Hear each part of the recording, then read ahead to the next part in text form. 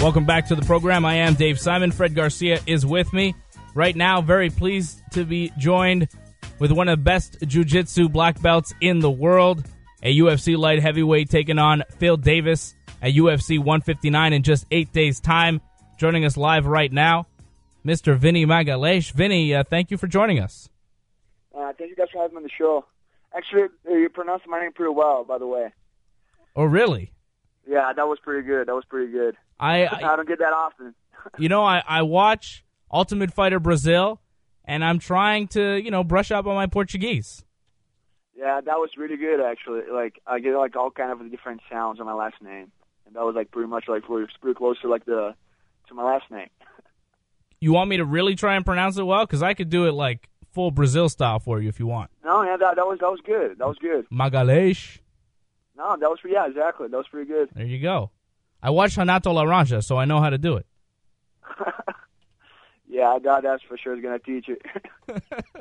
What do you think about Renato? Do you think he crosses the line sometimes, Vinny? Sometimes he does. That's when I just ignore him, If he crosses the line, I just ignore him. It's hard to go back and forth, when he goes, kind of when he crosses the line. Yeah. But definitely entertaining. I love to see you and Renato, interact. It's always great. But I prefer see you in the octagon. You've got a big fight with Phil Davis. And as much as your feud with Renato, runs deep, it seems like you've got some bad blood with Phil Davis as well. Well, I had to pretend that I had bad blood so I could get the fight. And but that was my first thing. At first it was just I have to find a way to get a fight against a guy that's a top 10, and I have to have a reason to take the fight. So, I started to call him out. At first, I swear, it was never, personal, at first. And then Phil Davis goes and responds it. And fine, he could have just come out with the response, just kind of almost ignoring it. But no, he decided to go and took things personal. And he just started to go back and forth. And I was like, well, at first I just wanted to get the fight, but now I really want to smash that guy's face.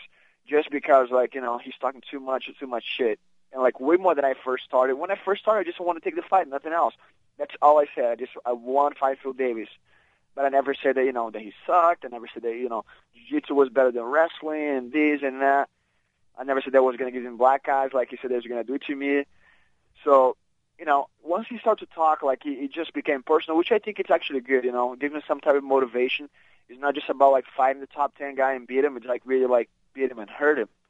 So it's, so much better now that he actually decided to go back and forth with me.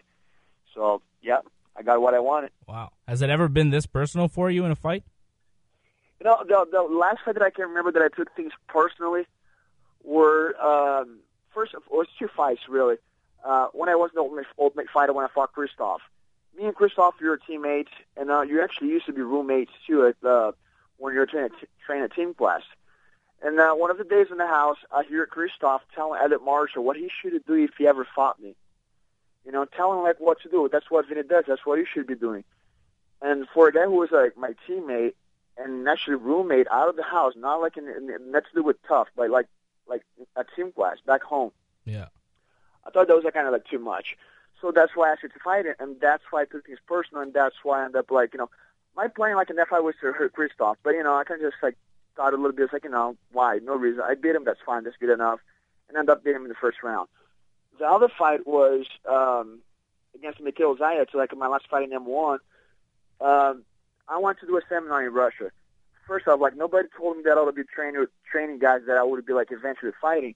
And Mikhail Zayat was in my seminar. It was a whole week seminar. It was a camp. It wasn't really a seminar. And Mikhail Zayat was training with me. And everybody else, really interested on learning stuff.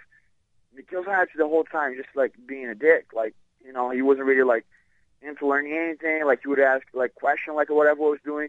So that was when I was just coming back from a knee surgery. And I was not even supposed to train, but he pretty much challenged me during the camp. I was okay, I'll train with you. I'll show that it works. Then I got him training. So when it was a chance for me to fight him, I was just feel a little upset over what happened during that seminar. That's why I fought him with a little more of heart than just the competition itself. And this fight was Phil, I don't think it's anywhere close to that. As far as it's not that personal, but of course I want to prove him a point. Especially after he said all the things he said. I feel the same way. It's not exactly the same way, but it's close, pretty close. Do you still have bad blood with Mikhail Zayats after the fight, after you knocked him out? Oh, not at all. Not at all. You know, it's already, like, past that point. And I actually, like, you know, you're friends on Facebook now, so. Now, I was rooting for him on Bellator. I thought that would have been good for me, too. You know, if he had won the tournament. It would give some more value to my win, but he ended up losing, so. Yeah, so you were following what he was doing in Bellator. Oh, yeah, for sure. You know, like, he got a good win over Balalud, and he finished the second guy quickly. He went pretty far, you know. I don't think anybody was expecting to make it in the final, so he did a pretty good job. Yes, he did. And you're doing a pretty good job here in the UFC. It really seems like you're a completely different fighter from the first time we saw you in the UFC. What changed in your game?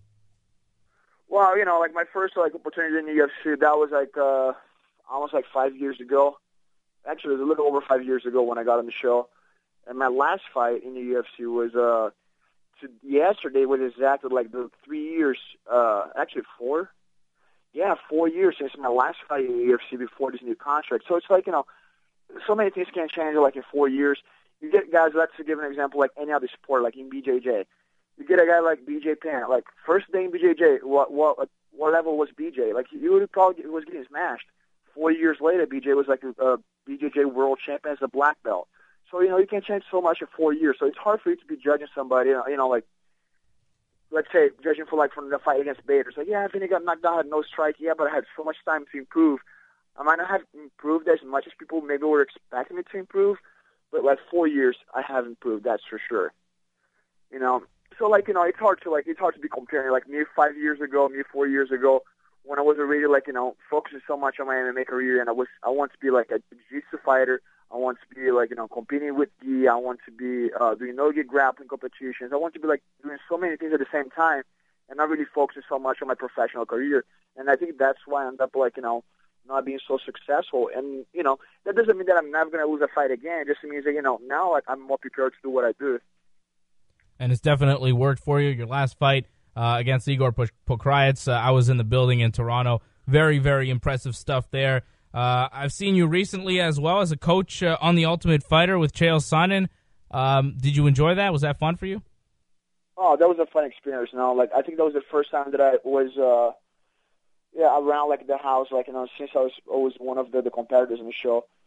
And it was cool for me to be around too, because I could pass the experience to the guys from our team. You know, I was just telling them, just try to focus, you know, forget about the whole drinking thing, you know, forget about the whole, you know, try to get camera time. No matter what, you win your fights, you're going to get that attention you need, you know, you're going to get the attention you deserve. So, you know, it was good for me to be there to kind of give advices to the new guys. And overall, it was a great experience. And I was around Chael, so I would have seen, you know, wrestling, we would get to spar with him, whenever, you were sparring in the gym. So it was a great experience.